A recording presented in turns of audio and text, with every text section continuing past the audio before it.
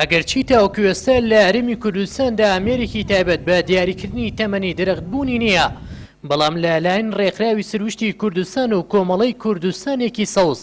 بە پشتبەسن بە مێژووی ناوچەکە و بیرەوەری هاوڵاتیان لە مەراسیمێکی ژینگەییدا ناسنامە بەخشدا بە چەند درەختێکی بە تەمەنی سنووری قەزای دەربەنیخان سەرۆکی ڕێکخراوی سروشتی کوردستانیش ڕای دەگەێنێت تاوەکو ئێستا لە هەرێمی کوردستاندا لەلایەن لایەنە پەیوەندیدارەکانەوە نەتوانراوە بایەخ بە درەختە بەتەمەنەکان بدرێت و لە مەترسی لە ناوچوون بپارێزرێن. ئێمە لە درێژەی کارەکانماندا بە باشمان زانی کە ناسنامەی تایبەت ببەخشین بە ژمارەی درەخت لەم دەڤەرەکە و درەختانە درەختی بەتەمەنن و بەتەمەنترین درەختیان تەمەنی لە سەر 250 ساڵەوەیە و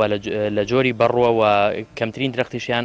تەمەنی لە خوار 150 ساڵەوەیە کە ئێمە ئەم کارە ئەتوانین ناو بنین بە یەکەمین کار لەسەر ئاستی عێراق کوردستان کرابێت. لە ئێستادا چەندین درەختی بەتەمەن لە سنووری قەزای دەربەنیخان بوونیان هەیە بە پێی زانیاری و بیرەوەری هاوڵاتیانی ناوچەکەش تەمەنی هەندێک لەو درەختانە داگەڕێتەوە بۆ نزیکەی 500 ساڵ لەمەوبەر. مەشهورە بە دارەکەی زایربەگ لەوێنە زایربەگیان لە بنی ئەو داراژی نێژاوە ئەم دار هاوتای ئەو دارەی زایربەگە کەوا بێ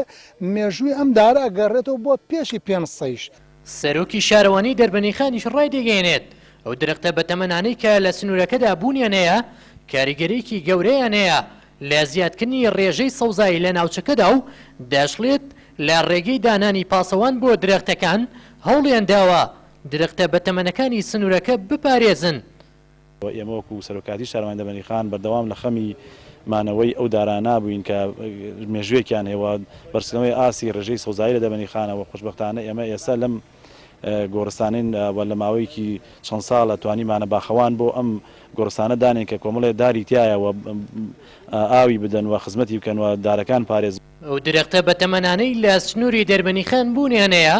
ژمارەیان دەگاتە نزیکەی 20 درەخت، بەڵام باهۆی نەبوونی ئامێری تایبەت بە دیاریکردنی تەمەنی درەخت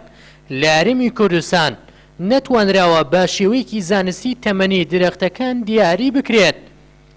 پاڤێڵ عەبدوڕەحمان کێنێن دەربەنیخان.